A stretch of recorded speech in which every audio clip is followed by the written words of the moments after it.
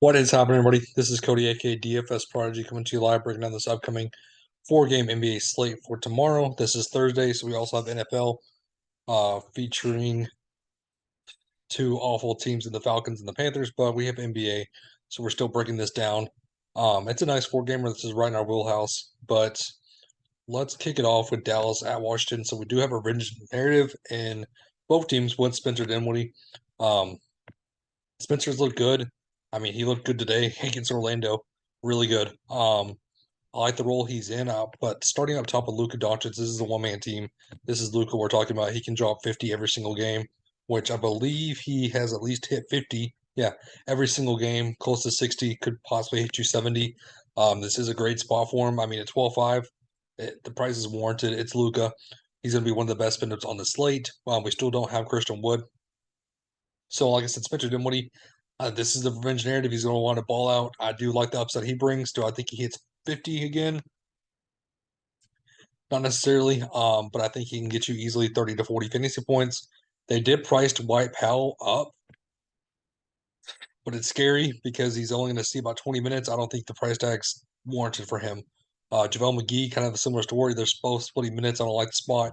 Dorian Finney-Smith at 4-2. Um, he's going to get you minutes. It's just the production's not there. Tim Hardaway off the bench, 22 minutes, didn't really do too well for you either. Matty Kleba, I mean, I just like Luka and Spencer. That's the two I'm focusing on. On the Washington side, though, this is interesting with Brad Beal still out, and DeLon Wright. So Kristaps Porzingis is a originator for him. I think it could be a great spot for him. I mean, I think he's going to be contrarian based on the price tag at 8.5. But again, I think he can exploit the Dallas defense. Kyle Kuzma, 7.4. I don't really like the price tag for him or Monte Morris. Goodwin, he's looked good, I know. But at 4.7, they priced him up. He's just shooting the ball really well. I just don't think that continues for him. And then Rui, 4-1, no thank you. I'm not really getting to him. Will Barton, seeing good minutes, 27, 24. It's just, I don't trust it still, but at 4-1, that is pretty cheap. Charlotte and Miami, still no Lowell Ball, still no Gordon Hayward or Cody Martin. So Terry Rozier, I don't like the spot for the Charlotte team. The only guy I do like is PJ Washington. It's 5'8". I think he can do well and space the floor out for this team. Um, But Dennis Smith Jr. 6'1" is a little bit expensive. Kelly Oubre, we know he's a black hole shooting. It's just can he hit his shot? That's the only concern I have. Kind of similar to Dylan Brooks. And then Plumlee, not really getting to him, not really getting to Book Night. McDaniels, I'm not really getting to. I just don't like this team overall. It's kind of hard to trust this team. On the Heat, though, Bam Adebayo is one of my favorite spin ups on the slate. I think he can easily do well against this team. And it is Charlotte. We know Bigs do extremely well against Charlotte. Jimmy Butler's okay, but again, I'd much rather just pay out for Luka. Tyler Hero is questionable, so we need to watch the size of him. Kyle Lowry, the price tag jumped up to 6'9". I'd rather give him the 5Ks.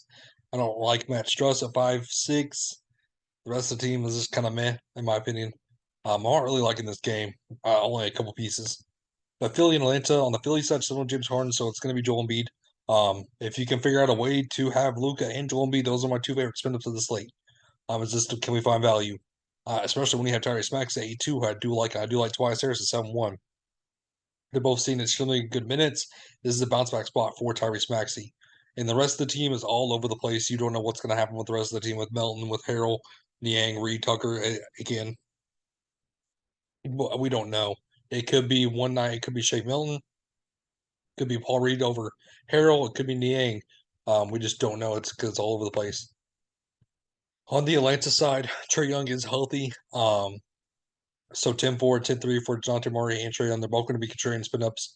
I'll make the pivot from Trey Young to DeJounte Murray if I had to pick, though, just because of ownership and everybody's going to want to play Trey Young over Murray.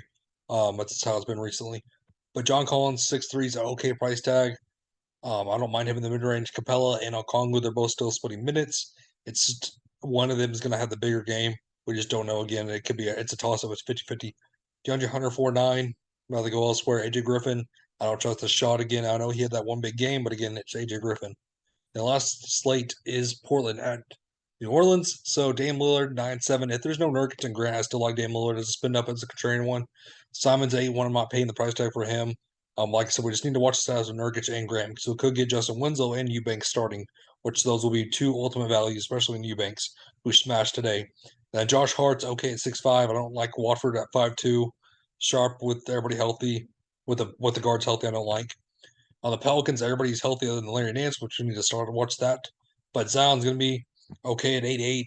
It's just they're all priced together. It's kind of jumbled up. And Ingram and McCollum and Jovel.